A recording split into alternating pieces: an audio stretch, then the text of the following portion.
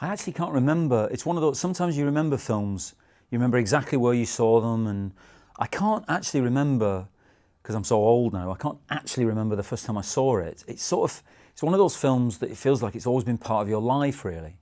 For me, there are two films like that. One of them's Don't Look Now, and one of them's Apocalypse Now, where I can't say exactly where it was I actually saw them. But I remember the impact it had upon me.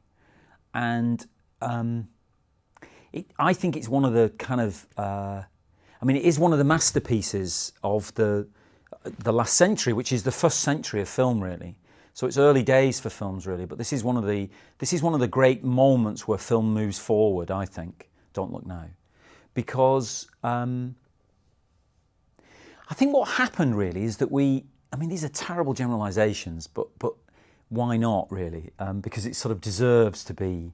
It is one of the giants, and everybody stands on the shoulders of these giants. And this is one of the giant films where, after the war, basically, I don't think we really had filmmakers who acknowledged in their work the fractured nature of life. What we'd done, the horror and violence that every society creates for itself, we'd created in an extra special way. We had dissembled the nature of life itself and exploded its results over Japan, really. That's what we'd done. And we haven't really produced any artists in cinema to really truly reflect that. And that's what he did, is that he reassembled everything in the way that we had reassembled matter. And that's basically what we've been obsessed with in the last 50 years, is can we reassemble matter? And we continued down that route through genetic research and through the ability to move through time and all these kind of things. And he is one of the great artists who does that. For me, there's only two of them really who really. Now, everybody can do that. It's easy. You just fuck about with it, cut it all up and kind of move it. But how you do it and remain accessible to the general public, not just to kind of like the sophisticated intellectuals, how you do it and remain accessible to the general public as well. And he has got it, especially in that film, especially in Don't Look Now, and David Lynch has got it, really. And they are the two people, for me, who they achieve something much more profound than perfection. Because neither of their films are not perfect films, and certainly Don't Look Now is not a perfect film. That's not why, for me, it's a masterpiece. In fact, I'd exclude perfect films from the giants, that we all stand on the shoulders of. Is that he explores the enigma of film, which is one of the extraordinary things about it, is that it can be in the right hands, and he particularly, and David Lynch is another one. It's an enigma. It's something beyond its surface level, really. Because film is such a real-time experience that touches you emotionally, but there's another way of dealing with it, which is an art form. It's as enigmatic as Picasso, really, which you can see as one thing or you can see as many, many different things in a way. And he is one of the few artists, he's certainly one of the only ones in Britain that's produced where you can say we had within our midst a Picasso, somebody who was a true iconoclast who was prepared to dissemble things and reassemble them for this new world order that we'd created, really, where we're interfering in matter itself, really. And he does it through time. And he basically, all time is present in his films, past, future and present. They're all present. They're all there for you, really, in an order that he has chosen for you. And it's only when you try to do it, when you actually try to do it, you realise how difficult it is, how easy it is to say, but how difficult it is to do. And there's been very, very few films that have actually got anywhere close to it. There's been a few that have been built on its shoulders, like Memento, like Usual Suspects, and indeed a bit Slumdog Millionaire. We were indebted to him for that, really. But it's very, very difficult to do. When you find it, it's a wonderful feeling, and he was there. In a way, as a popular filmmaker, he was there first, really. So I can't, it's a very long-winded answer to I can't remember when I saw it. And in a way, that's appropriate for his work, because time is a very, very fluid thing with Nick Roeg. So when you specifically saw it is irrelevant. The fact that you experienced it and that you continue to experience it and will always do so is the most important thing.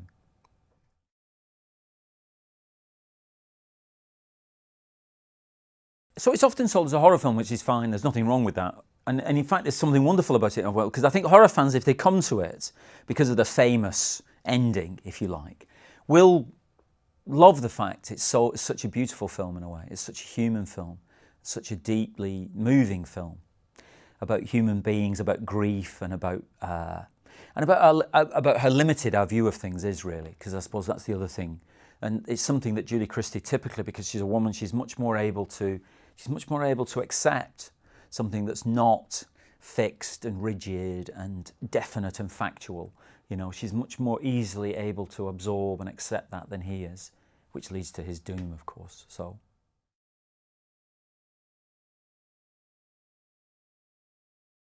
I think it's iconic because there's so many people indebted to it. I think you saw at and the thing about Nick Roeg is that you can't, and this film in particular, you can't copy it. I mean, you can try, you'd be very foolish to copy it, really, but I think what's iconic about it is that it's so inspiring. It inspires so many people to work, really. It's certainly one of the things I was astonished to find this kind of film was made by a British man. I personally found that incredibly inspiring because I'd been studying European film, if you like, and as always, as we are, you were under the shadow of huge American commercial films as well, which were often at the time in the 70s were deeply interesting films as well. But to find that there was a British filmmaker who was making a film that was better than any of those things and actually combined the elements of a European difficultness, if you like, and American stars, even though Julie Christie was British, but they felt like iconic stars. And he was putting them together like that. He was putting these elements together in an uncompromising way, was what really inspiring. And at the tribute we did to him at BAFTA, you could see a number of people had been really deeply inspired by him. And it's also that I think he's interesting because there is a very particular style with his films. You can spot, there's very few directors you can do this with, but you can spot a Nick Roeg film within about 15 seconds for some reason. You think, oh, it's a Nick Roeg film. No, I don't know quite what it is. It isn't. I used to think it was the zoom lenses because nobody uses zoom lenses. You know, proper directors are not meant to use zoom lenses. And yet his films are full of kind of zoom lenses and little ins and outs and things like that. And I used to think it was that, but it's not that, actually. I don't quite know what it is. It's a sensibility which shows it's, you know, the word auteur is used so misleadingly because Nick doesn't write his own stuff. You know, has relationships with writers who write everything for him, and yet the films are so individual, and almost immediately they're individual. You think you're in the presence of a Nick Roeg film. So it's iconic, but it's the more important thing about it is that it's really, and I'm sure he'd be very proud of this. He certainly was the other night at BAFTA. Is that it's inspiring for other generations of filmmakers, you know, genuinely inspiring.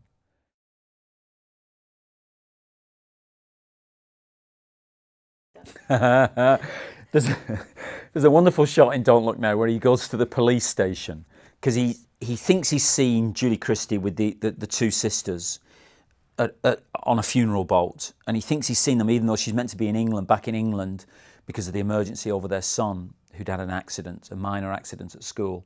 And he goes to the police station and there's a wonderful shot of him with the Italian flag behind. And I nicked that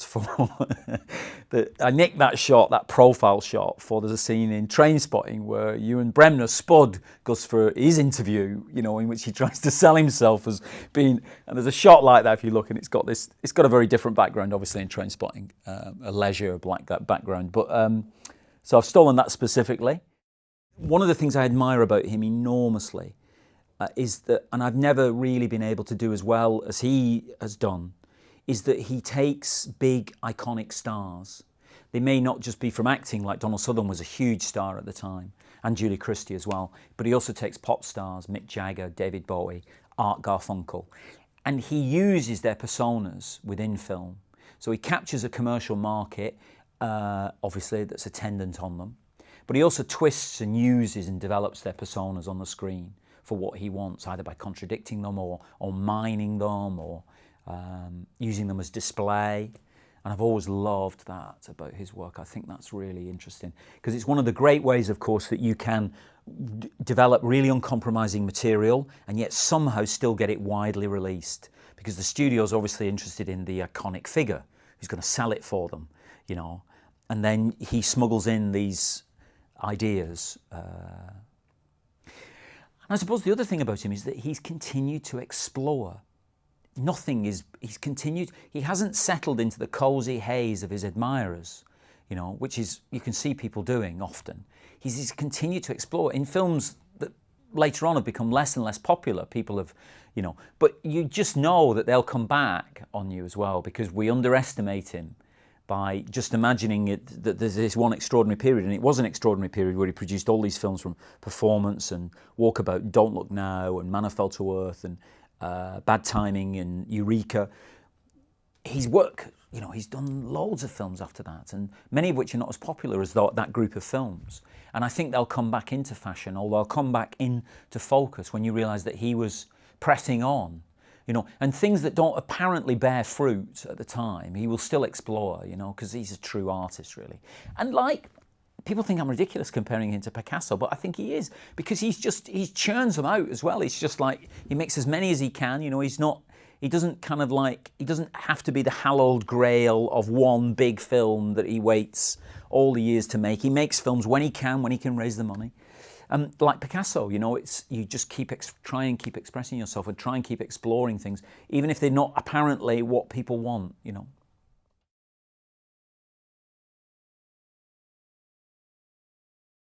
Well, I think it's a wonderful test of a film to see if you can tell it in 4 or 5 minutes, you know.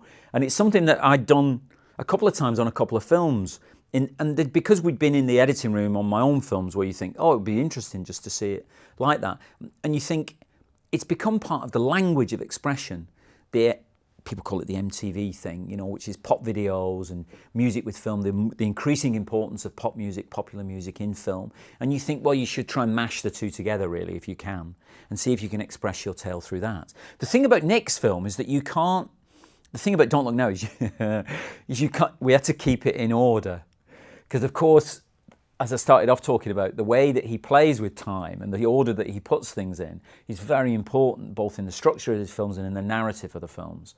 And so you can't interfere with that, really. You can't Nick Roeg, you know, you just have to compress it, really, which is what we've done. And I think, in a way, we've not done anything very interesting with time since Nick Roeg. I think what we've done, we've learnt the ability to compress it where necessary. So action sequences are much more dynamic and things like that. Even though the overall running length of films hasn't come down, we've somehow compressed time in a way. And that's something we do in our lives as well. We compress time all the time. We're constantly seeking for faster cuts and like that. But we haven't done anything as interesting as what he did with time, which is to make all forms of time ever present, you know, and what that does to you. And that's much more like the human mind, you know. When people remember things. Like, my dad's quite old now, and I talk to him, and he remembers some things. He forgets lots of things, but he remembers some things so vividly and intensely that you feel they're in the room with you at that very moment, you know. And that's what Nick Roeg's films do, aren't they, in a way, that he surprises you like that. But you know, he's a great poet of the mind, a cinematic poet of the mind, really.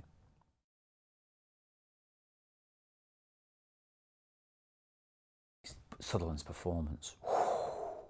When you cut it down and see the way his looks take you through the whole story, stuff like that, it's absolutely brilliant performance, you know, fantastic performance. And it was very interesting because he sent a letter to the tribute to Nick Roeg. He couldn't come, but he sent a letter saying that he'd argued with Roeg at the beginning about the ending of the film, but that he'd backed off because he'd learnt there and then that films are about directors, really, and that he felt like he'd been making a Nick Roeg film for the rest of his career. You know, that was the indelible mark Nick Roeg had left on him. So, yeah, it was Sutherland's performance, really, is the thing I learnt about more than anything. I suppose also the beauty of the music was very interesting as well. This theme, there is a theme in it. I think it's called John's theme. You know, it's Sutherland's theme, I think.